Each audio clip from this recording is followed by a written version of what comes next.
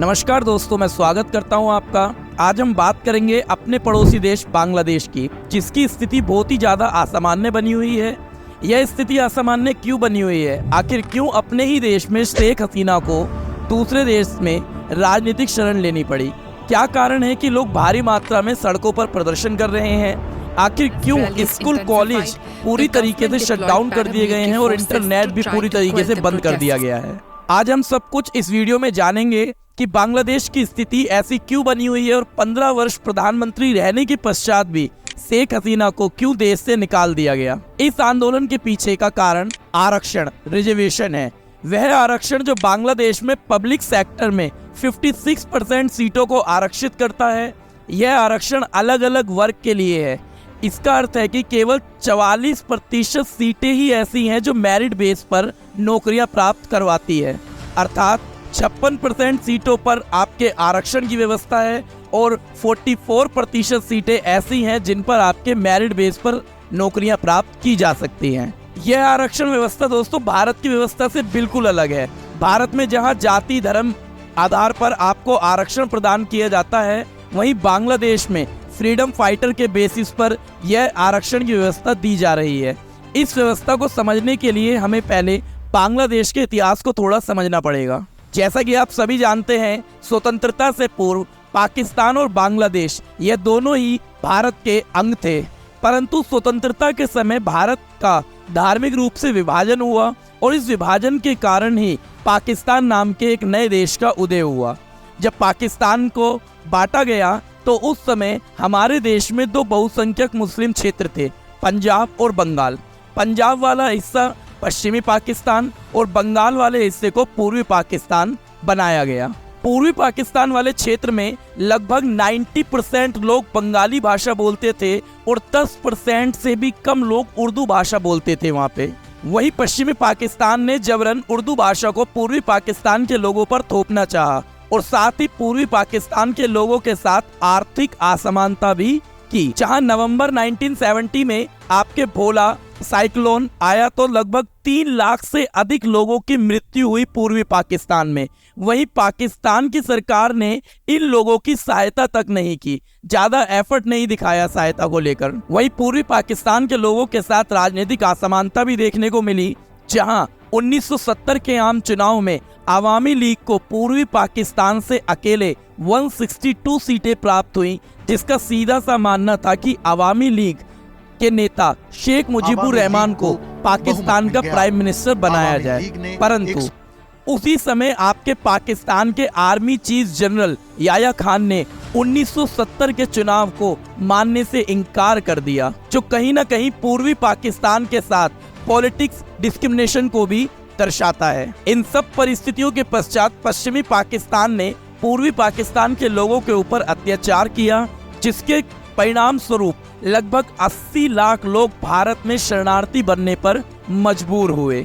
इन सब परिस्थितियों को देखते हुए बांग्लादेश में बांग्लादेश लिबरेशन आंदोलन की शुरुआत हुई और फाइनली इन सब स्थिति को देखते हुए भारत सरकार ने पूर्वी पाकिस्तान की सहायता करने का फैसला किया और उस समय की प्रधानमंत्री इंदिरा गांधी ने पूर्वी पाकिस्तान के लोगों को शरण प्रदान करी और साथ ही साथ पूर्वी पाकिस्तान के लोगों को पश्चिमी पाकिस्तान से बचाव के लिए सहायता प्रदान करी। इसके बाद भारत और पाकिस्तान के बीच में 1971 का युद्ध हुआ और उस युद्ध का परिणाम यह निकला कि पूर्वी पाकिस्तान, जो पाकिस्तान का कभी हिस्सा हुआ करता था, और नए देश के रूप में उभरा और बांग्लादेश बना। अब दोस्तों, जिन लोगों ने बांग्लादेश की आजादी में भूमिका निभाई वही फ्रीडम फाइटर कहलाए और इन्हीं फ्रीडम फाइटर को बांग्लादेश की सरकार ने सरकारी विभाग में फ्रीडम फाइटर के लिए 30% सीटें आरक्षित की। दोस्तों, बांग्लादेश में 56% आरक्षण की व्यवस्था की गई है, जिसमें 30% सीटें फ्रीडम फाइटर के लिए आरक्षित है, 10% सीटें महिलाओं के लिए आरक्षित है, 10% जिला कोटा बैकवर्ड कास्ट के लिए, 5% कोटा अल्पसंख्यक के लिए और 1% कोटा विकलांग वर्ग के लिए आरक्षित किया गया है। दोस्तों, गौर करने वाली बात यह है कि यह आरक्षण केवल फ्रीडम फाइटर के लिए ही था, परंतु 1997 में इस आरक्षण को एक्सटेंड कर दिया गया और इसमें परिवर्तन किया गया, जहां फ्रीडम फाइटर के बच्चों के लिए भी यह आरक्षण व्यवस्था प्रदान की गई। और दोस्तों, 2010 में भी इस व्यवस्था में बदलाव किया गया और यह बदलाव हुआ कि उनके बच्चों के लिए भी यह आरक्षण व्यवस्था दी जाएगी।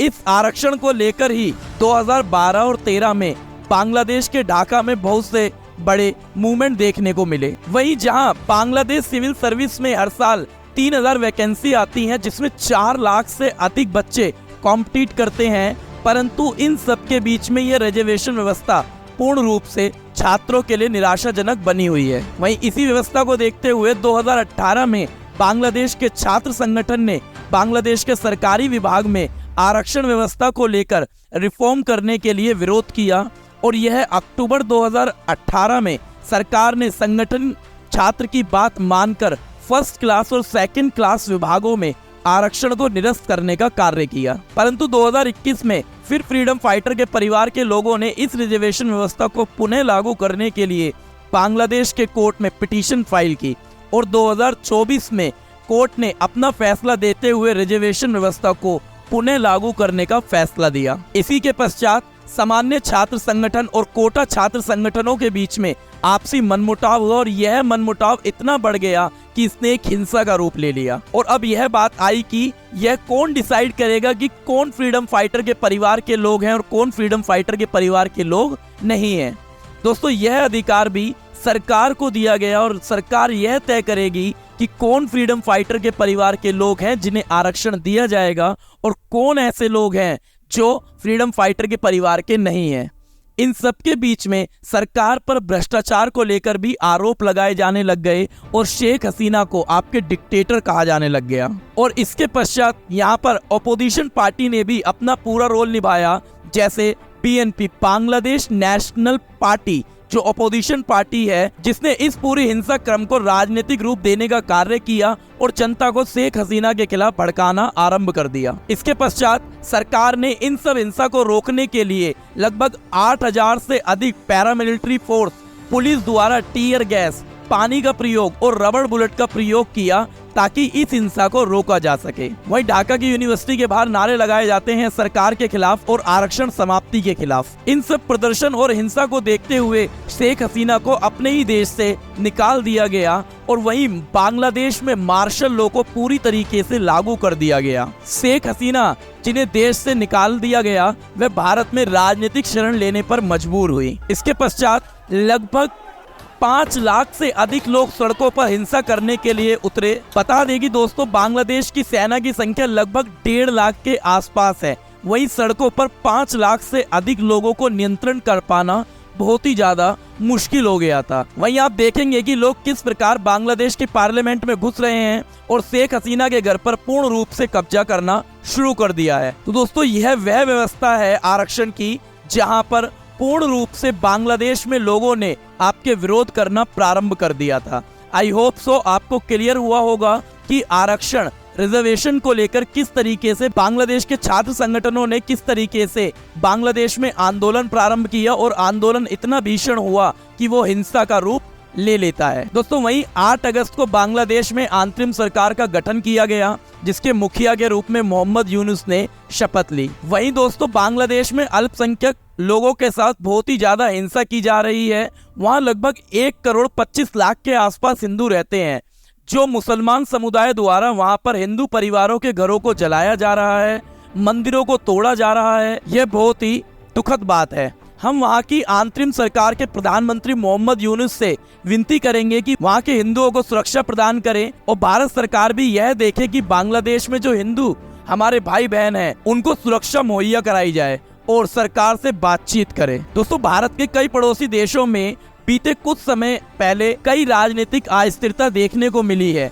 जैसे श्रीलंका, पाकिस्तान और अफगानिस्तान जैसे क्षेत्रों में अशांति का माहौल बना हुआ है और वहीं अब बांग्लादेश में भी राजनीतिक अस्थिरता ने अपने पैर पसार लिए हैं। परंतु भारत इन सब के बीच में एक मजबूत और स्थिर लोकतंत्र के रूप में खड़ा हुआ है, जो दर्शाता है कि देश की सरकार का मजबूत होना बहुत ज्यादा आवश्यक है, जो देश में हिंसा और अराजकता जैसे तत्वों को पनपने ना दे। हमें बहुत ही आभार व्यक्त करना चाहिए प्रधानमंत्री नरेंद्र मोदी का कि वह 140 करोड़ लोगों को एक साथ लेकर चल रहे हैं और देश में शांति व्यवस्था को बनाए हुए हैं।